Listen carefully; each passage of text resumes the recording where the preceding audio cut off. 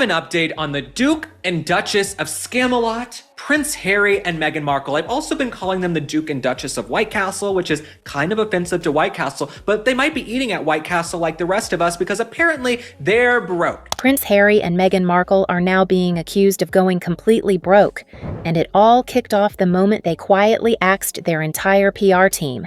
No warning, no statement, just gone.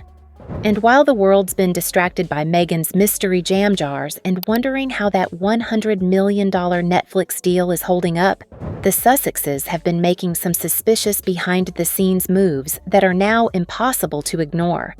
Now, the whispers have turned into a full-on royal roar. Was this a smart rebrand, or a desperate move to stop the money from bleeding? Buckle up, because we are going to break it down.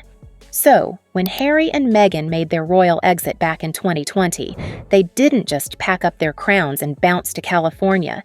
They cut the financial umbilical cord to the British monarchy. Prince Harry even admitted on national TV that his father, King Charles, had cut him off completely. No more royal allowance, no more taxpayer-funded security. Just them, a baby, and their Hollywood dreams. I mean, the man is losing his mind, if you ask me. And he also, has a go at his dad for not talking to him, his dad not backing him up, and he calls for a reconciliation. It's time for reconciliation. There's too much. There's no point in. But wait a second. Whose fault? So, how did two of the most famous people on Earth end up here, ditching their PR team and allegedly hemorrhaging money? A new Channel 5 documentary titled Where Did the Money Go? Is spilling major tea. And let's just say, it's not the fairy tale ending they were hoping for.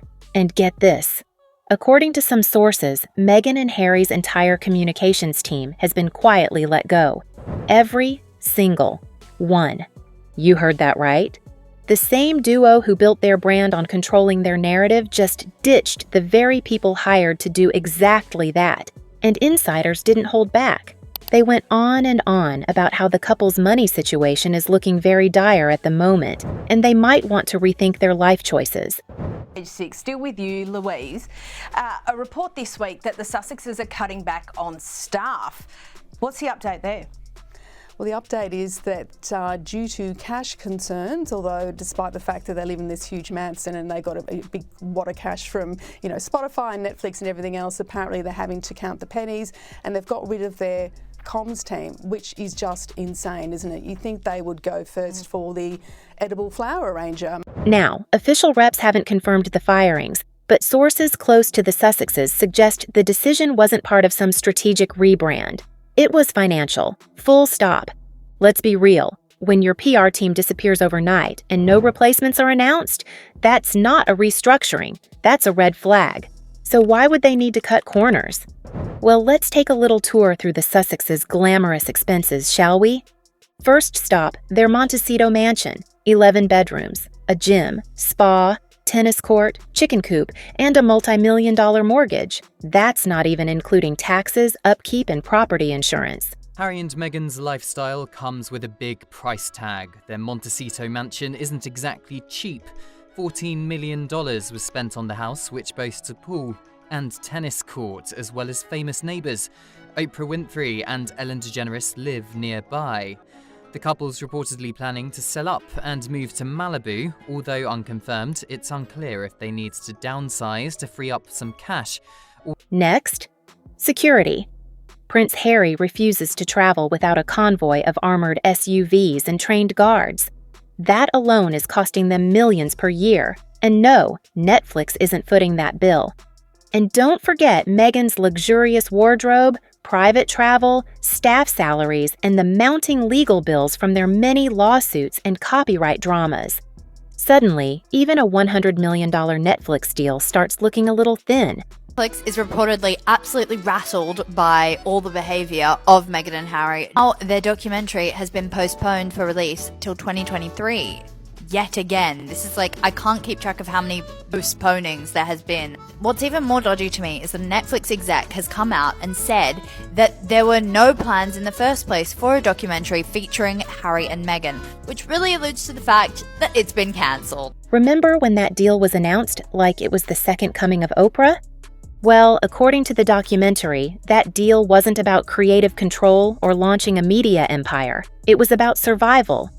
Harry himself slipped up during an interview and admitted that the only reason they signed was to pay for security. And that statement alone had Netflix execs side-eyeing their checkbooks. Because if that $100 million was supposed to build a brand and instead went to security bills, that's not a return on investment. That's a fire alarm.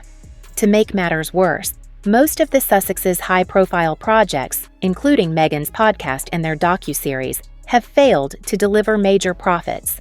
Spotify dropped them. Netflix grew frustrated. Meghan's Archetypes podcast was quietly pulled. The buzz? Fading. Now, Meghan Markle has announced that her Confessions of a Female Founder podcast, well, it's going into hiatus. Is that the same as it's never coming back, Kinsey? Why is she resting this particular project? I know you're so concerned about this. I know that do we need to take a moment? I won't sleep tonight. Now let's talk about the elephant in the jam jar, American Riviera Orchard. Meghan's attempt at a lifestyle brand felt like Goop meets Santa Barbara Farmers Market. The problem? So far, it's all vibes and no sales. Just a few hand-delivered jars of jam to celebrity friends and a whole lot of Instagram teasing. But just when fans were trying to figure out what the brand even was, Meghan shifted gears again, introducing something called As Ever. Apparently, it's already beloved by fans. Except, nobody's seen it, used it, or even knows what it sells. Is this brand building or just branding chaos? Why is she trying to convey and talk about it like these products are super special and really high quality when they look cheap and they're not reviewed well? So that tells us the products themselves aren't good. They're not tasty. None of it's cohesive. And on top of it all, one has to wonder just how she expects to connect to an audience and create a clear brand for herself. She's very confusing, and she's not streamlining this thing. Brand experts in the documentary call it scattershot, a desperate flurry of projects hoping something sticks. Even loyal supporters are side-eyeing the strategy, or lack thereof. Let's not forget, the Sussexes didn't do all of this alone. They had help. Tyler Perry lent them his mansion and security when they first fled the UK. Oprah gave them a global platform. Ellen, Serena Williams, and others opened doors. But as the documentary points out, how long can you lean on other people's credit lines? Because while Harry and Meghan present themselves as fiercely independent, the truth might be that their post-royal life has been quietly subsidized by their A-list friends. And now that the public sympathy is waning, those relationships might not be as rock-solid as they once seemed. And just when you thought it couldn't get messier, along comes the bath salt lawsuit. Yes, a woman has reportedly threatened a £7 million lawsuit after claiming Meghan's homemade bath salt left her with severe burns. Remember that DIY recipe she shared on her Netflix show? Well, someone followed it, ended up with burns, and now there's a $10 million lawsuit on the table. While Meghan hasn't commented, the incident only added to the growing perception that the Sussex brand isn't just struggling, it's spiraling. If Meghan can't even sell jam and bath salts without controversy, what happens to the grand vision of building a billion-dollar brand? Meanwhile, Harry isn't exactly helping. In his recent BBC interview, he didn't just talk about finances, he dragged his dying father into the mix, publicly claiming King Charles won't speak to him and suggesting he doesn't know how much longer he has to live. I don't know how much longer my father has. He won't speak to me because of this security stuff. The royal family reportedly exploded behind the scenes. That kind of statement isn't just tone deaf, it's damaging, especially when you're still relying on your royal association to keep your brand afloat. So let's recap. Netflix deal? Almost spent. Spotify partnership? Cancelled. PR team? Fired. Lifestyle brand? Confused. Royal family? Furious. Yikes. The question isn't whether Harry and Meghan are broke in the literal sense. Between Diana's inheritance and the initial media deals, they probably still have millions in assets. But when your lifestyle requires 8 figures a year to sustain, and your income streams are unstable, That's not financial freedom. That's financial fragility.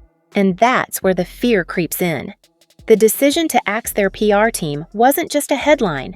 It may have been a neon sign blinking cash flow crisis. Because when your carefully controlled narrative starts slipping through your fingers and the spotlight fades, what's left? For now, Harry and Meghan are still in Montecito, still putting on the show.